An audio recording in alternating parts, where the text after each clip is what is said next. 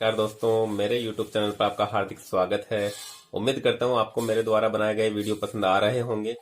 अगर आपको मेरे द्वारा बनाए वीडियो पसंद आते हैं तो आप मेरे चैनल को लाइक, शेयर और सब्सक्राइब करना ना भूलें।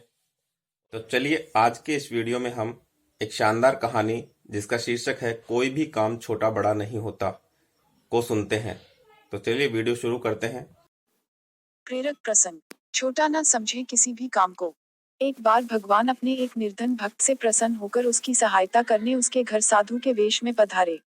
उनका यह भक्त जाति से चर्मकार था और निर्धन होने के बाद भी बहुत दयालु और दानी प्रवृत्ति का था। वह जब भी किसी साधु संत को नंगे पांव देखता तो अपने द्वारा गांठी गई जूतियां या चप्पलें बिना दाम लिए उन्हें पहना देता। जब वह कभी भी वह किसी असहाय या भिखारी को देखता तो घर में जो कुछ मिलता उसे दान कर देता। उसके इस आचरण की वजह से घर में अक्सर फाका पड़ता था। उसकी इन्हीं आदतों से परेशान होकर उसके माँ बाप ने उसकी शादी करके उसे अलग कर दिया ताकि वह गृहस्थी की जिम्मेदारियों को समझे और अपनी आदतें सुधारे। लेकिन इसका उस पर कोई असर न ही हुआ और वह पहले की ही तरह लोगों की सेवा करता रहा। भक्त की पत्नी भी उसे पूरा सहयोग देती थी। ऐसे भक्त से प्रसन्न होकर ही भगवान उसके घर आए थे ताकि वे उसे कुछ देकर उसकी निर्धनता दूर कर दे तथा भक्त और अधिक जरूरतमंदों की सेवा कर सके। भक्त ने द्वार पर साधु को आया देख अपने सामर्थ्य के अनुसार उनका स्वागत सत्कार किया। वापस जाते समय साधु भक्त को पारस पत्थर देते हुए बोले, इसकी सहायता से तुम्हें अथाह धन संपत्ति मिल जाएगी और तुम्हारे सारे कष्ट दूर हो जाएंगे। तुम इसे संभाल कर रखना। इस पर भक्त बोला, फिर तो आप यह पत्थर मुझे न दें। यह मेरे किसी काम का नहीं। वैसे भी मुझे कोई कष्ट नहीं है। जूतियां गांठ कर मिलने वाले धन से मेरा काम चल जाता है।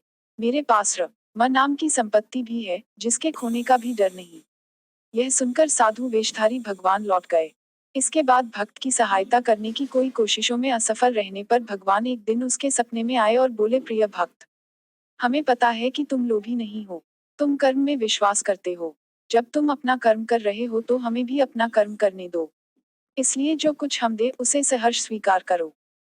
भक्त ने ईश्वर की बात मान ली और उनके द्वारा की गई सहायता और उनकी आज्ञा से एक मंदिर बनवाया और वहां भगवान की मूर्ति स्थापित कर उसकी पूजा करने लगा। एक चर्मकार द्वारा भगवान की पूजा किया जाना पंडितों को सहन नहीं हुआ। उन्होंने राजा से इसकी शिकायत कर दी। राजा ने भक्त को बुलाकर जब उससे पूछा तो वह बोला, मुझे तो स्वयं भगवान ने ऐसा करने को कहा था। वैसे भी भगवान को भक्ति प्यारी होती है, जाति नहीं। उनकी नजर में कोई छोटा बड़ा नहीं, सब बराबर हैं। राजा बोला, क्या तुम यह साबित करके दिखा सकते हो? भक्त बोला, क्यों नहीं। मेरे मंदिर में विराजित भगवान की मूर्ति उठकर जिस किसी के भी समीप आ जाए वही सच्चे अर्थों में उनकी पूजा का अधिकारी है। राजा तैयार हो गया। पहले पंडितों ने प्रयास किए लेकिन मूर्ति उनमें से किसी के पास नहीं आई। जब भक्त की बारी आई तो उसने एक पद पढ़ा, देवाधिदेव आयो तुम शरणा, कृपा कीजिए जब न अपना जना। इस पद के पूरा होते ही मूर्ति भक्त की गोद में आ गई। यह देख सभी को आश्चर्य हुआ। राजा और रानी ने उसे तुरंत अपना गुरु बना लिया। इस भक्त का नाम था रविदास। जी हाँ, वही जिन्हें हम संत रविदास जी या संत रैदास जी के नाम से भी जानते हैं। जिनकी महिमा सुनकर संत पीपा जी, श्री गुरु नानक देव जी, श्री कबीर साहिब जी और मीराबाई जी भी उनसे मिलने गए थे।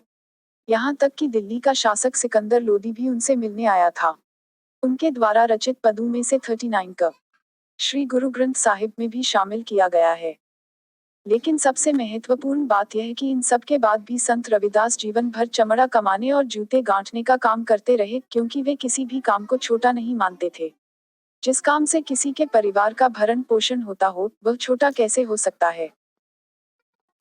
उम्मीद करती हूँ कि आपको यह वीडियो अच्छा लगा होगा। प्लीज मेरे चैनल को सब्सक्राइब करें ताकि मैं आपके लिए ऐसे ही शानदार वीडियो और लेकर आऊँ। आप मेरे वीडियो को लाइक और शेयर भी कर सकते हैं जिससे मुझे हौसला मिले। धन्यवाद। सदैव प्रसन्न रहिए।